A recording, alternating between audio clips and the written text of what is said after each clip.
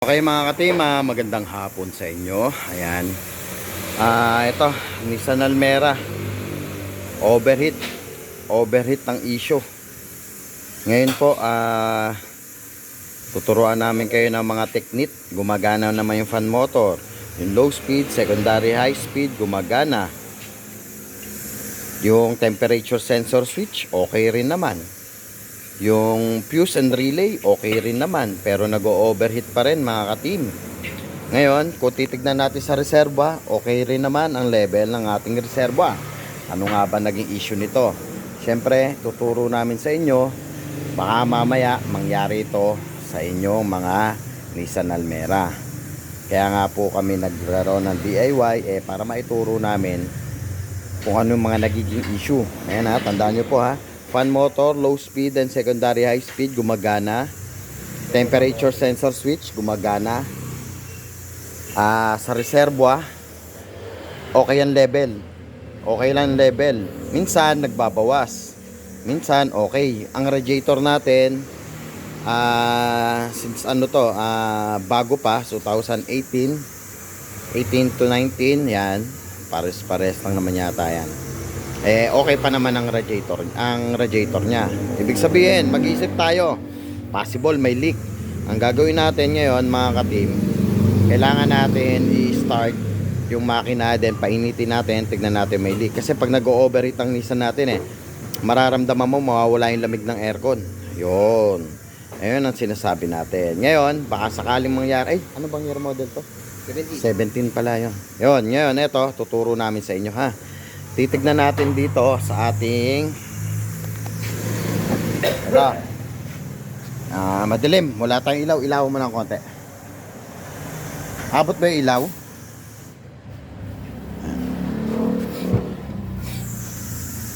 Yan, okay na yan. At least i-demo lang natin. Ngayon, tanggalin nyo lang tong pinaka sa flooring nyo. Ha? Itong mating sa flooring nyo, hawakan nyo sa ilalim niyan, basa-basa po yan mga ka-team. Yung basa niyan is yung coolant galing doon sa may heater core. Anong nangyayari, may leak na sa heater core, kaya pupunta rito yung tubig, kaya hindi natin makita yung leak sa labas, kaya nagkokos ng overheat dahil nga yung loob ng sa radiator natin nagbabawas na. Dito pumupunta yan, kaya umiinit. Okay, ngayon tuturo natin kung paano mag-bypass ng heater core. Yan, sa mga nagtatanong sa amin na Mangkanor, hindi po kami Mangkanor ha, hindi po thermostat ang ating bypass mga ka-team. Eto, tanggalin natin itong airbox na to. Yan, kung mapapansin nyo mga ka-team, ito yung heater core nyan. Ang mangyayari dyan, start sa makina, iikot yan doon papuntang heater core, tapos babalik yan dito.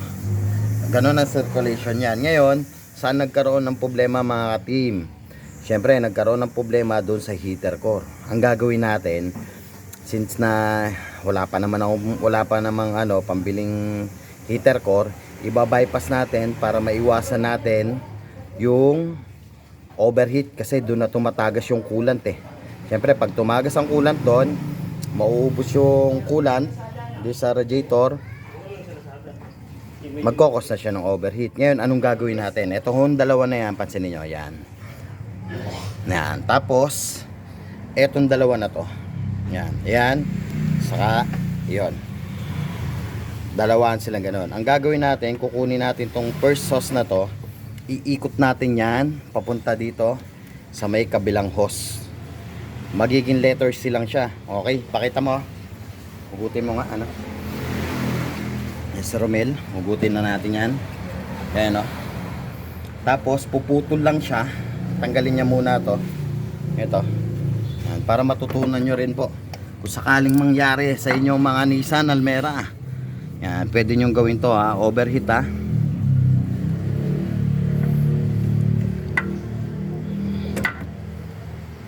kahit ito na, tanggalin mo.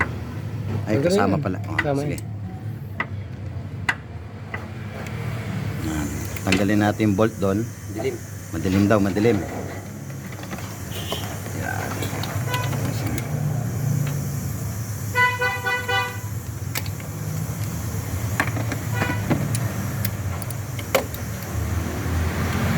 masikip lang talaga.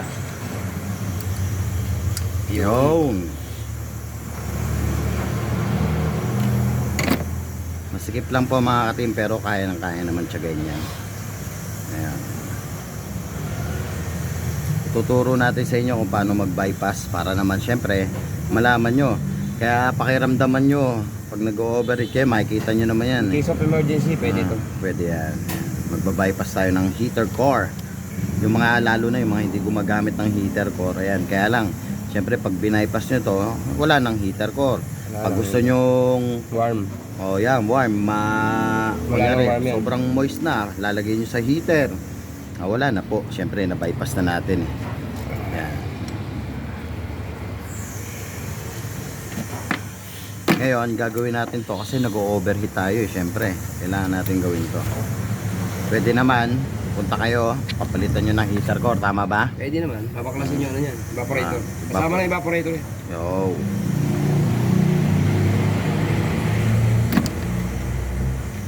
Asahan nyo lang po pagka binaypass nyo yan, talagang malamig po aircon nyo mga katim ha. Sobrang lamig po. Kaya yan, babypass natin. Pero hindi naman sana natin ibabypass. Ibabypass to mga katim. Siyempre nag-overheat tayo. Kailangan na natin i-bypass. Kaysa matuluyan ng matuluyan. Ramdam kanina pagka pag habang nagda-drive, malamig, biglang mawawala yung aircon. Tapos biglang lalabas yung sign ng overheat. Ayan na naging problema. Ayan mga katim, kitang kita nyo naman eh. Ayan o. Ito hose papunta doon sa heater core. Etong hose papunta rin doon sa heater core. Yan. Ang gagawin natin dito mga katim, etong hose na to ipapasok natin dito. Etong hose na to, yan, yung unang hose na yan, ipapasok natin dito sa kabilang hose na to para letter C na siya, para wala nang papasok na coolant. Ayan, pansinin nyo mga katim, may coolant pa doon. Ayun, Wala. may coolant pa doon sa loob. Hindi ko makita yung monkey fly. Sakay ko muna ito. Pinapahanap ko pa kay Albert. Sige. Hanapin mo, Bert. Para hindi umaba yung video. Tigas pa eh. Tigas, virgin pen. Matigas eh. Tigas. Okay mga team, ganito yung ginawa natin sa heater core natin. Ito, mapapansin nyo, yung heater core nya, yan, yung hose na yan, wala na to, nasa baba na to. Yan. Yung lock, tago lang natin yung iba, sobra. Kaya ang gagawin natin, ito, kung mapapansin nyo, itong hose na to, itong hose na yan, pinaikot na natin yan doon sa kabila. Yan, kabilaan na siya, dito na.